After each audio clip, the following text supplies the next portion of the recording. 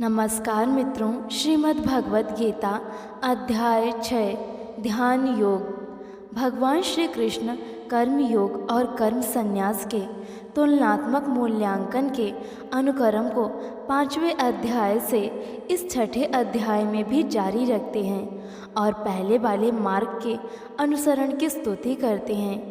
जब हम समर्पण के साथ कार्य करते हैं तब इससे हमारा मन शुद्ध हो जाता है और हमारी आध्यात्मिक अनुभूति गहन हो जाती है।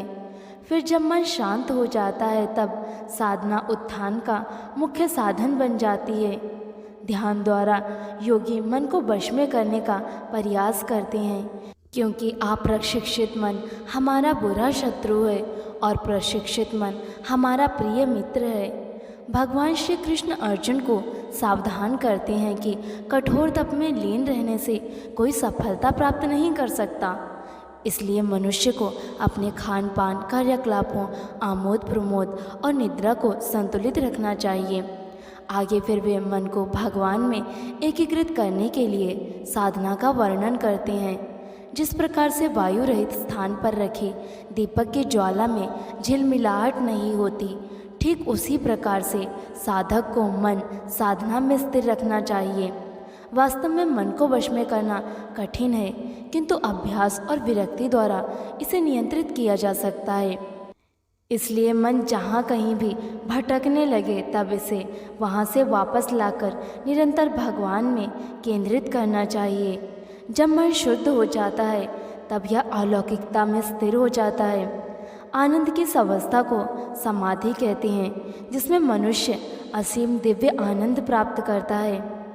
इसके पश्चात अर्जुन उस साधक के भाग्य के संबंध में प्रश्न करते हैं जो इस मार्ग का अनुसरण करना तो आरंभ करते हैं, किंतु अस्थिर मन के कारण लक्ष्य तक पहुँचने में असमर्थ रहते हैं।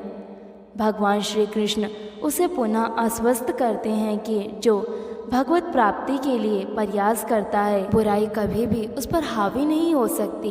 भगवान सदैव पूर्व जन्मों के संचित हमारे आध्यात्मिक गुणों का लेखा जोखा रखते हैं और अगले जन्मों में उस ज्ञान को पुनः जागृत करते हैं, ताकि हमने अपनी यात्रा को जहाँ से छोड़ा था उसे वहीं से पुनः आगे जारी रख सकें। अनेक पूर्व जन्मों से अर्जित पुण्यों और गुणों के साथ योगी अपने वर्तमान जीवन में भगवान तक पहुँचने में समर्थ हो सकता है। इस अध्याय का समापन इस उद्घोषणा के साथ होता है कि योगी भगवान के साथ एकीकृत होने का प्रयास करता है, इसलिए वह तपस्वी, ज्ञानी और कर्मकांडों का पालन करने वाले कर्मी से श्रेष्ठ होता है। सभी योगियों में से जो भक्ति में तल्लीन रहता है वह सर्वश्रेष्ठ होता है। श्रीमद् भगवत गीता 6ठे अध्याय के सभी श्लोकों का हिंदी अनुवाद।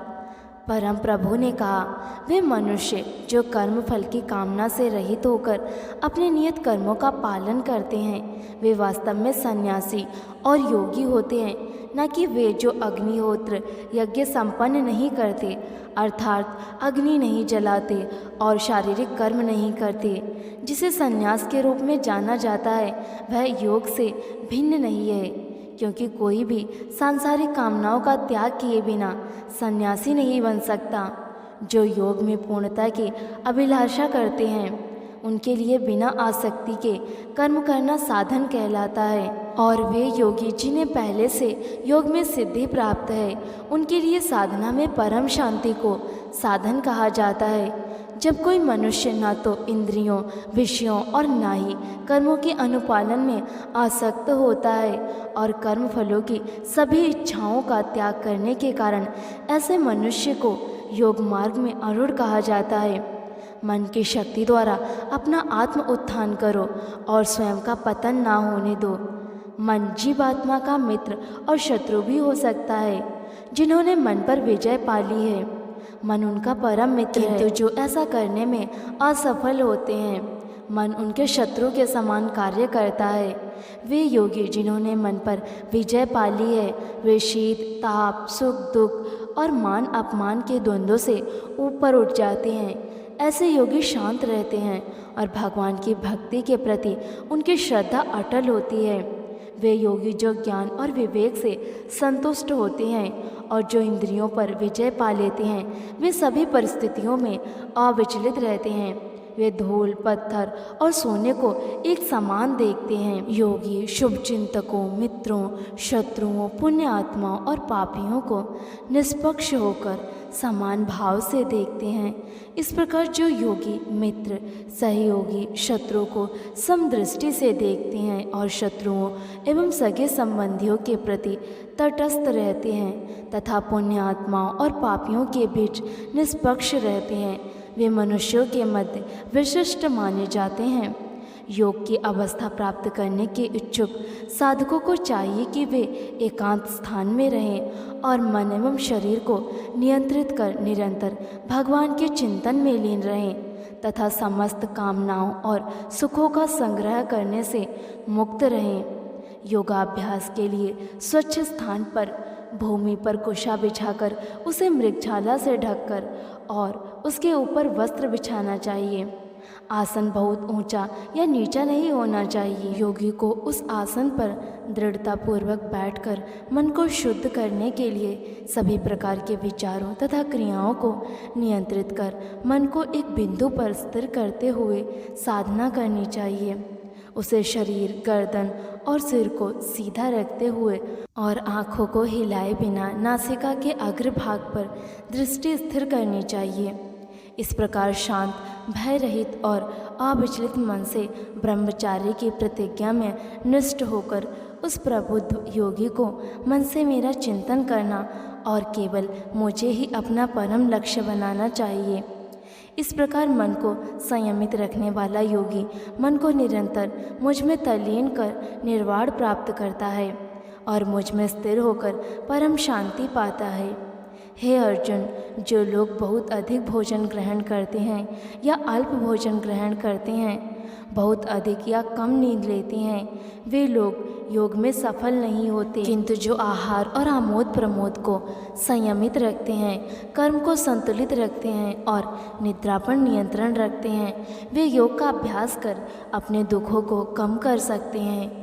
पूर्ण रूप से अनुशासित होकर जो अपने मन को स्वार्थ एवं लालसाओं से हटाना सीख लेते हैं और इसे अपनी आत्मा के सर्वोत्कृष्ट लाभ में लगा देते हैं, ऐसे मनुष्यों को योग में स्थित कहा जा सकता है और वे सभी प्रकार की इंद्रियां, लालसाओं से मुक्त होते हैं। जिस प्रकार वायु रहित स्थान में दीपक की ज्योति झिलमिलाहट नहीं करती, ठीक उसी प्रकार से संयमित मन वाला योगी आत्मचिंतन में स्थिर रहता है। जब मन भौतिक क्रियाओं से दूर हटकर योग के अभ्यास में स्थिर हो जाता है, तब योगी शुद्ध मन से आत्म तत्व को देख सकता है और आंतरिक आनंद में मगन हो सकता है। योग में चरम आनंद की अवस्था को समाधि कहते हैं, जिसमें मनुष्य असीम दिव्य आनंद प्राप्त करता है और इसमें स्थित मनुष्य परम सत्य के पद से विपद नहीं होता। ऐसी अवस्था प्राप्त कर कोई और कुछ श्रेष्ठ पाने की इच्छा नहीं करता। ऐसी सिद्धि प्राप्त कर कोई मनुष्य बड़ी से बड़ी आपदाओं में विचलित नहीं होता। दुख के संयोग से वियोग की अवस्था को योग के रूप में जाना जाता है। इस योग का दृढ़तापूर्वक कृत संकल्प के साथ निराशा से मुक्त होकर पालन करना चाहिए। संसार के चिंतन से उठने वाली सभी इच्छाओं का पूर्ण रूप से त्याग कर हमें अपने मन द्वारा इंद्रियों पर सभी ओर से अंकुश लगाना चाहिए। फिर धीरे धीरे निश्चयात्मक बुद्धि के साथ मन केवल भगवान में स्थिर हो जाएगा और भगवान के अतिरिक्त कुछ नहीं सोचेगा। जब और जहाँ भी मन बेचैन और अस्थिर होकर भटकने लगे, तब उसे वापस लाकर स्थिर करते हुए भगवान की ओर केंद्रित करना चाहिए। जिस योगी का मन शांत हो जाता है और जिसकी वासनाएं वश में हो जाती हैं एवं जो निष्पाप तथा जो प्रत्येक वस्तु का संबंध भगवान के साथ जोड़कर देखता है, उसे अलौकिक आनंद प्राप्त होता है। इस प्रकार आत्मसंयमी योगी आत्मा को भगवान में एकीकृत कर भौतिक कल्मश से मुक्त हो जाता है और निरंतर परमेश्वर में तल्लीन होकर उसकी दिव्य प्रेममयी भक्ति में परम सुख प्राप्त करता है। सच्चा योगी अपनी चेतना को भगवान के साथ एकीकृत कर समान दृष्टि से सभी जीवों में भगवान और भगवान को सभी जीवों में देखता है। वे जो मुझे सर्वत्र और प्रत्येक वस्तु में देखते हैं, मैं उनके लिए कभी अदृश्य नहीं होता और वो मेरे लिए अदृश्य नहीं होती। जो योगी मुझ में एक निष्ठ हो जाता है और परमात्मा के रूप में सभी प्राणियों में मुझे देखकर श्रद्धापूर्वक मेरी भक्ति करता है, वह सभी प्रकार के कर्म करता हुआ भी केवल मुझ में स्थित हो जाता है। मैं उन पूर्ण सिद्ध योगियों का सम्मान करता हूँ जो सभी जीवों में वास्तविक समानता के दर्शन करते हैं और दूसरों के दुखों और सुखों के प्रति ऐसी प्रतिक्रियाएं व्यक्त करते हैं जैसे कि वे उनके अपने हों। अर्जुन ने कहा, हे मधुसूदन, आपने जिस योग पद्धति का वर्णन किया है वह मेरे लिए अव्यवहारिक है, अपर्याय है, क्योंकि मन चंचल है। हे कृष्ण, क्योंकि मन अति चंचल है, अशांत, हठी और बलवान है, मुझे वायु की अपेक्षा मन को बस में करना अत्यंत कठिन लगता है। भगवान श्री कृष्ण ने कहा, हे महाबाहु कुंती पुत्र, जो तुमने कहा है वह सत्य है। मन को नियंत्रित करना वास्तव में कठिन है, किंतु अभ्यास और विरक्ति द्वारा इसे नियंत्रित किया जा सकता है। जिसका मन निरंकुश है उनके लिए योग कठिन है, लेकिन जिन्होंने मन को नियंत्रित करना सीख लिया है और जो समुचित ढंग से निष्ठापूर्वक प्रयास करते हैं, वे योग में पूर्णतः प्राप्त कर सकते हैं।